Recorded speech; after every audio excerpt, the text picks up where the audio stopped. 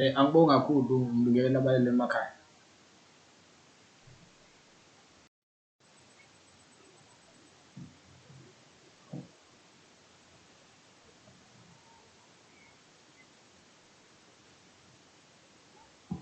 Okay, so on that part, as we had umama uNkosazana Dlamini Zuma or Dr. Nkosazana Dlamini Zuma saying they are still waiting in the outcome of the Concord application in terms of ukuthi how should they go about. And remember ukuthi that application has been made by what? By IEC. Ne? So as IEC has made that request, it's on the basis of initially getting in a legal basis of uh, postponing local government elections, because you must recall ukuthi elections in terms of the constitution, they are bound ukuthi abe khona in each and every 5 years. So now we need to have a look at all those legal bases. So now that's why there is approach in the Concord, but it does not mean ukuthi ama recommendations kabani kaMoseneke are best legs. You must recall ukuthi uMoseneke commission was only going to do was going only to investigate and initially have a look ukuthi at the current gestures, or is the current environment initially in the good position for ukuthi local government elections that they can be held. Will they be free and fair? So imoseneke, if you recall ukuthi ama-recommendations abo athi kwavela ukuthi ama-findings abo athi ama-local government elections will not be free and fair, on the grounds that our political parties also did not even get the chance to campaign and do different things that some political parties must do in order to have a free chance to interact with the voting base. And also, you recall ukuthi South Africa has been faced by a number of lockdowns, of which makes it hard for any movement, and there has been bannings of political gatherings. So all those factors have been put into play, and also looking at the position which would the South African government have the ability to have to await in COVID-19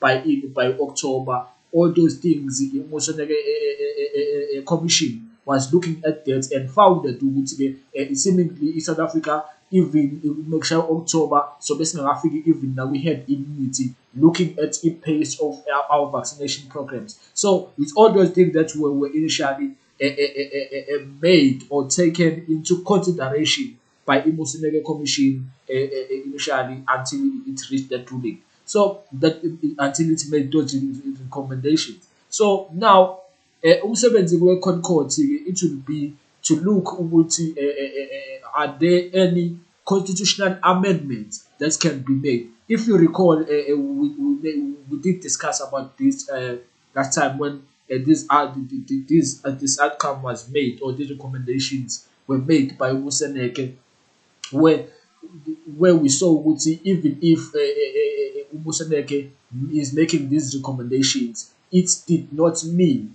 in election date was postponed, but kunamanye ama-factor that must be looked at. So even now, it's a second court the issue. There will still be a possibility ukuthi there will be calls which by Econ Court this issue must be taken to our legislatures, or to our parliamentarians, whereby there might be a need to there would be a need to this matter must be discussed by the parliament caucus, and also it's them that must vote on this issue of the postponement of our elections. So now there are still many processes that can still be embarked on. So if now the Concord says, okay, this issue must be taken to a parliament, it will mean now will the parliament act on the basis of what our recommendation Gamosenek. So still we should see the power still at the end will still go to our politicians themselves.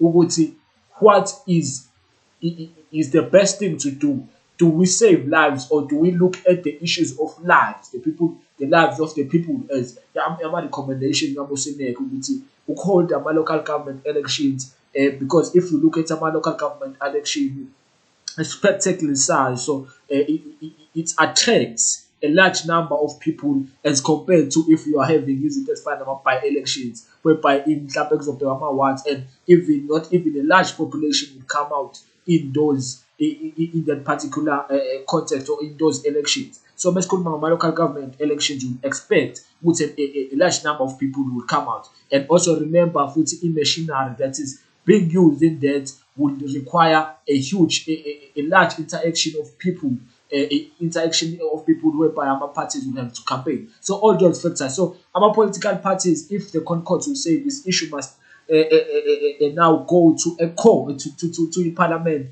our parliamentarians now will have to now choose. Do we look at the size of it, the side of the politics?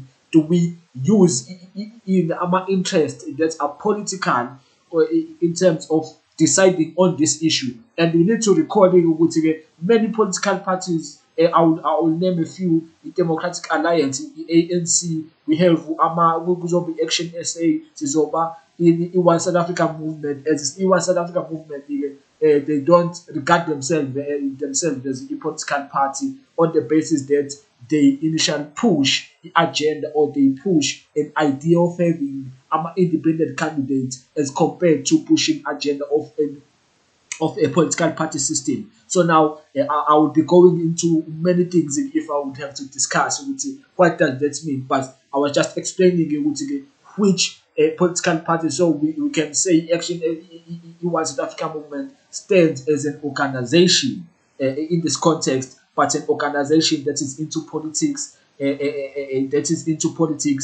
it is looking into yearning into governance. So initially, all those parties, we must recall, they were against the idea of postponing elections, and they gave grounds if you postpone elections, that would be initial and also a violation of the constitution. That's why even this issue is still going to the constitutional court, because it's within the constitution which elections must be held in every time after between I think 4 or 5 years. There must be an election. So it's all those things. So now what must happen? It might be possible if the election might be postponed to next day. There will be a need which will become an amendment of the constitution. So that's why this issue must be initially be taken to court, and also it must be taken to our parliamentarians. And now remember, again, it's unlike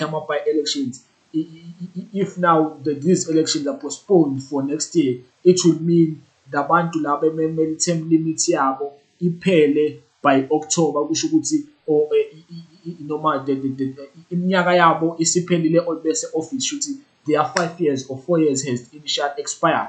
Kusho ukuthi now they would be jumping initially beyond their term of office. So my questions would be now, how do we adjust that? What do we do on this case? Because if we say we postpone our elections, now there will be those people who it will initially they will be now serving an extra time in office. So it's all those things that need to be assessed, or that should be initially assessed by our parliamentarians. But again, because Umusenege has recommended, it should now be at the political party to come with the political parties. If the Concord takes the matter to the parliament, it should now be at the heads of the political parties what should be the way forward. Because now there is a need we should look at the lives of the people first, aside from initially trying to save our own interests as our political parties. So now that will initially come into play, and we'll see do political parties care about the lives of the people, or do they only care about gaining the power and the influence through getting votes? Even if after even Musenege has recommended, because Musenege gave recommendations that were explicitly fair on the basis of which Musenege we know it was an independent commission. So in this context, anything going forward that seeks to object those recommendations, it will be now playing into the fall of becoming only a political agenda on the grounds ukuthi ama-political parties might be wanting to just might be yearning for any power aside from the idea of saving lives. Ukungena for power, it will be saying we need to have elections at any cost. If we say at any cost, is now that people can initially ama-elections ama-super spreader events, as we know with ama-super spreader events lead towards to ukuthi-ke kugcine kuba khona i-issue yani ye-COVID-19 isiba uncontrollable and leading to issues like having other waves as we are currently in the third wave. So we can end up election might initially lead to such problems. We would say numbers of COVID-19 might escalate. So it's all those things that must be checked. But in all, in conclusion, it does not mean we would say recommendations are baseless. It's just that the constitution initially need to be respected. That is very important. And also the amanda vele alele in the court, but the court also might not have the full power. The issue must still need to go to our parliamentarians, where our parliamentarians would have to discuss this issue and they would have to vote. And we know if they vote, there will be a need for the amendment of the constitution. And you know, for you to have the amendment of the constitution, you need to have a two-third majority. You need to have a consensus between a huge number of political organizations within the parliament. And now, if a large number of political parties rejected, it means even now our recommendations if those parties reject it, it will end up leading to baseless because there will be those parties that reject these recommendations. But in all, okay. Okay, so on the part of John Steenhuisen saying that it's not up to him if the A would want to join the cabinet Ramaphosa. Now we must recall the last time, or I think it was last week or last time, at the beginning of this week, whereby John Steenhuisen raised his hand for his initial available of being a member of the cabinet if Cyril Ramaphosa initially considers him as part or as being a possible candidate of becoming one of the cabinet ministers. So on those grounds or that point now, as this is made by John Steenhuisen, is saying Steenhuisen, I as John Steenhuisen saying that I'm available for being part and parcel of his cabinet does not necessarily mean the Democratic Alliance as a political party or as an organization is in line with my wishes. So he as a leader of the DA is initially in those grounds saying what I was saying. I was not saying it as a leader of the DA, but I was saying it at my personal capacity as as an individual. Who is this individual? John Steenhuisen. So whatever I've said as John Steenhuisen being available for initially for that particular position of in being a cabinet minister is on the grounds of what me now I see myself as someone who is fit for that. Not that organization is in line with that. So we are separated phakathi kwakhe ne-DA ukuthi ukusho ukuthi lokho wayekhuluma wayengakhulumi at the capacity of his organization. So that is the first point. This says about John Steenhuisen or ama-claims zakhe aqonde lokho. So initially what can we say about the Democratic Alliance in this stance and saying it's not up to him even Steenhuisen to decide for ETA. And you need to know when you talk about ETA, you are talking about an organization, and an organization has a huge number of individuals who have joined the political party on the ground of that they believe in the ideology of the political party. they believe in the policies of the political party, and also they believe with the political party can solve their problems, and they believe ukuthi it can lead better. So now, knowing ukuthi LDA is an opposition, they are people vele, or it is opposite to ANC in all aspects, even ideologically. So now, this is initially trying to push ukuthi, so those, if there is a possibility, or there might be those people who might even reject within the A ukuthi, it must be seen, or it should be seen in one bed with Cyril, or with the cabinets Cyril, in this concept, because of what, of the differences that exist between the two parties. So on those grounds, ukuthi, as Stanhazen is trying to make sure ukuthi, there is a separation between him, or between his views and the views of the party. Because when we talk about the political party, it is made up of many individuals. So now at the end, what can we say, or what can this imply initially? It means Stanhazen alone is initially willing to serve under Cyril. So that's why with him willing to serve under Cyril, or saying that is available for being a member of the cabinet, it now means it does not necessarily mean the A is initially endorsing that part.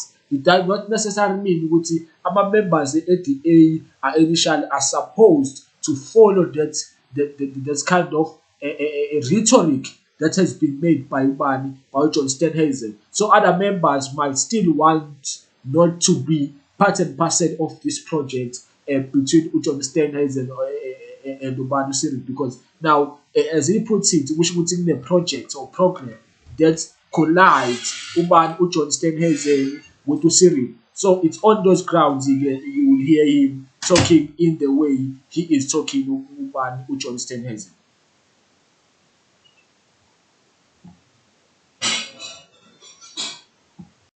Okay, so on that part, regarding the going abroad to seek medical attention for health issues. Now, as there's that point which a critic which he was not supposed to do that. So what does this say about our leaders initially? It is something that is initially a problem kahle kahle, in an African context, or in Africa in general, because we have seen many leaders in Africa initially choosing to go and seek medical attention, or is to seek medical help in other countries, and live in their own countries. We can name people like the former president, or the late former president of Zimbabwe, Robert Mugabe. We remember him when he was not well. He went to seek to seek for health assistance in other countries, or abroad, or in Europe. And also we can recall also Futi, our former president Jacob Zuma. We know him in most cases when he is sick. We know in most cases he has been seen. He prefer going in other countries. He has went to countries like Cuba. He has went to Russia. It's like Banditi Mabuza has went to Russia. So now, in this context, what tells us about our leaders is that they are willing to initially to go to use our healthy facilities of other countries. But what does this say? It says our leaders themselves, they do not have faith to what in healthy system, or in healthy sector in our own countries, or in Africa per se, because this has been a problem in many African countries, or in many African states. So now that's why you will find amazwi afana nalo ukuthi, if Didi Mabuza would be heading to Russia, he is setting a bad leadership example, because now it means ukuthi now others would not have in faith in the healthy in our healthy sector, because even our leaders do not have faith in our healthy sector. So if a leader would be seen initially using our healthy services of our country in this context, it will initially make many people have faith in our system or in our healthy sector system. But now, if a person like Titi Mabuza, as I have said, also ukuthi, and even the former president Jacob Zuma, when he was sick, or if he is sick, he normally goes to seek any health assistance abroad. And I've said even other African leaders do the same. So it's initially a problem, in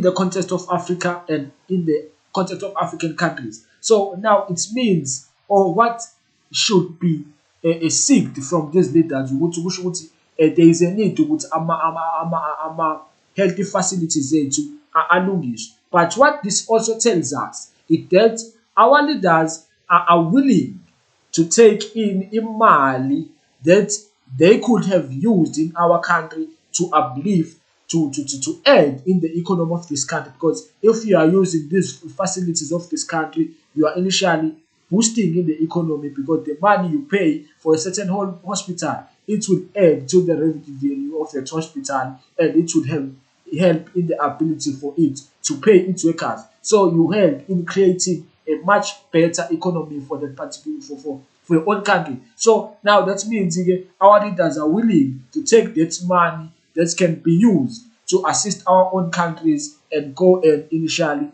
feed it to other countries. So in all, it is worth even initially criticizing Utete Mabuza in this context, and that is a genuine cry. Utete Mabuza, that is a wrong move, or that he is setting a bad leadership example. So it's important that what leaders age, because it means if they do that, they know what our problems ngani ngama healthy facilities to kusho ukuthi there is a need ukuthi they should have, if they know there was a need ukuthi ba invest and initially try and fix those problems, kusho ukuthi they are not willing to fix our problems that are faced in the health sector in order for everyone to have faith, even them to have faith towards it. So initially, if they are moving out, they are not even willing to solve those problems, and we should be worried at the citizens of South Africa and also the citizens of Africa as a whole.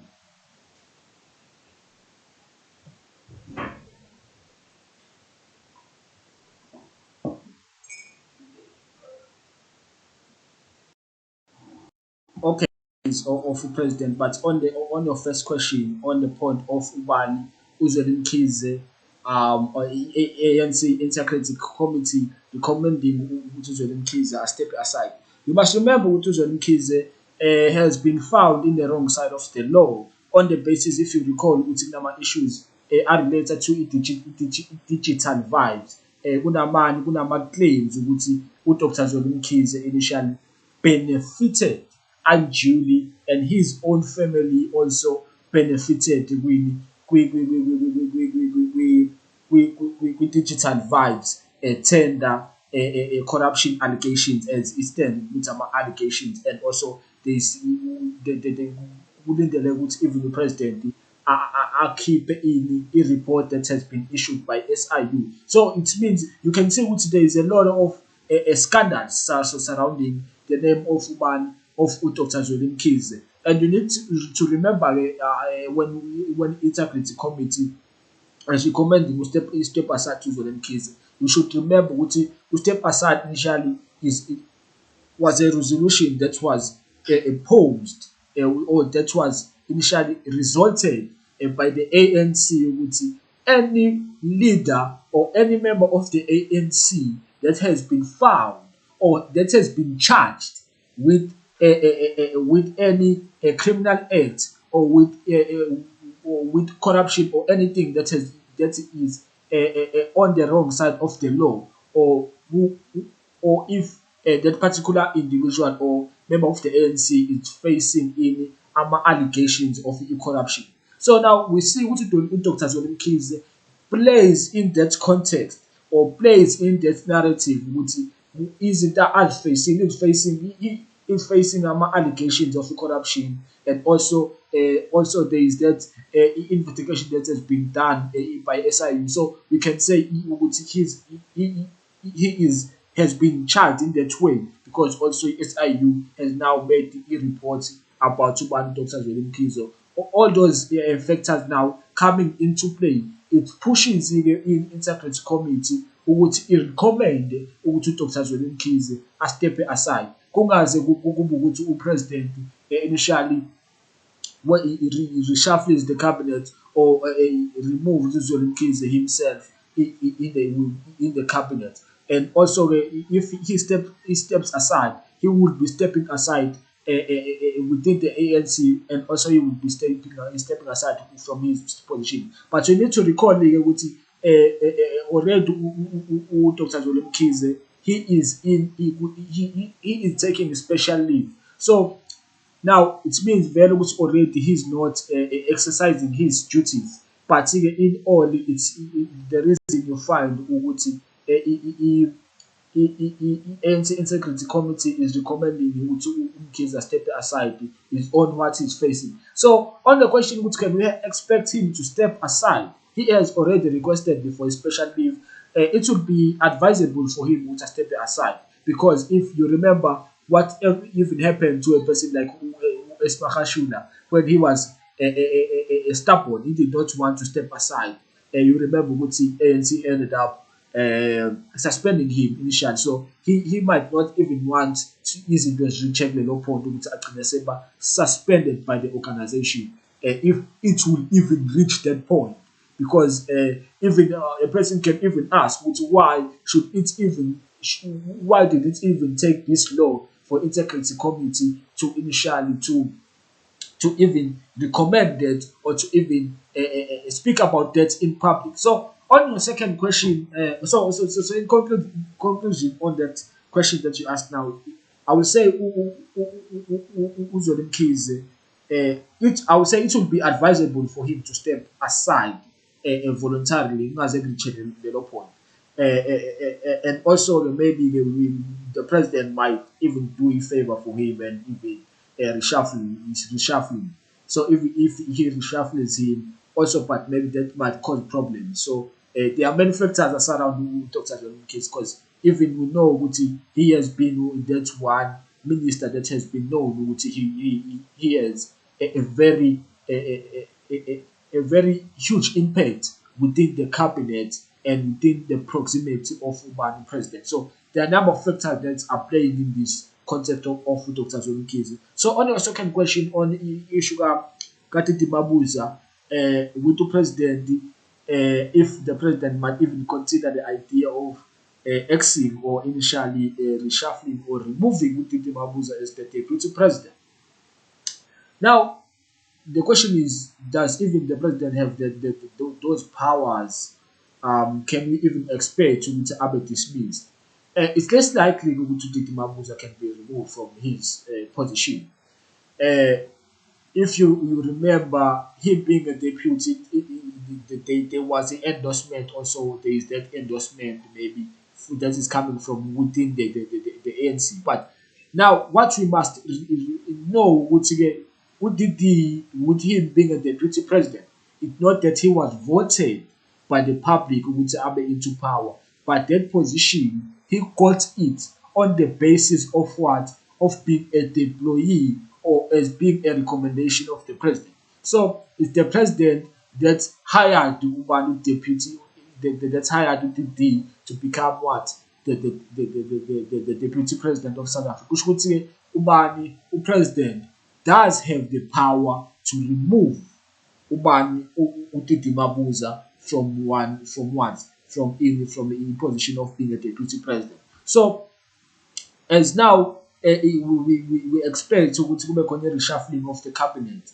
Yes, as we see Cyril Ramaphosa that he is facing the pressure and we can even think even his actions are based on the pressure because there has been too much pressure coming from the other sides and from the opposition. And there is a certain opposition that he listens to it too much, and it has been telling him to act in this way. So there's a possibility which Utiti can be removed, but it is less likely. But there is that possibility which angaba removed from his position.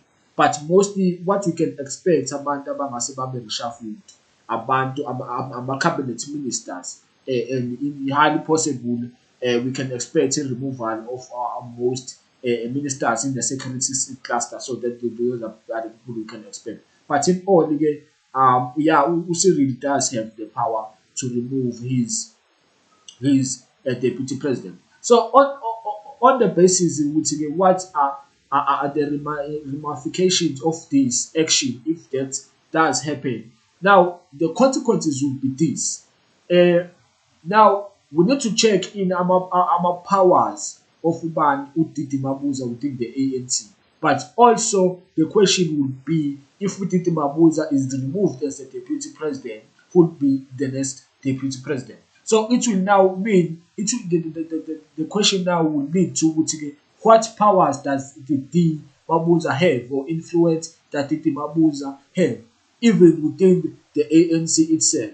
And if Mabuza does not have much power or influence, which means that might not even cause some problems for Cyril if Cyril removes Ubani Titi Mabuza. But the problem might rise on the point of who might be made in who deputy president of South Africa by Cyril Ramaphosa if Titi Mabuza is removed from his position. So in this context, it depends. What matters is the balance of forces, the power that the power and influence that initially Titi Mabuza has within the ANC, and also whoever will be deployed to that position of the deputy president. What power does he have within the ANC?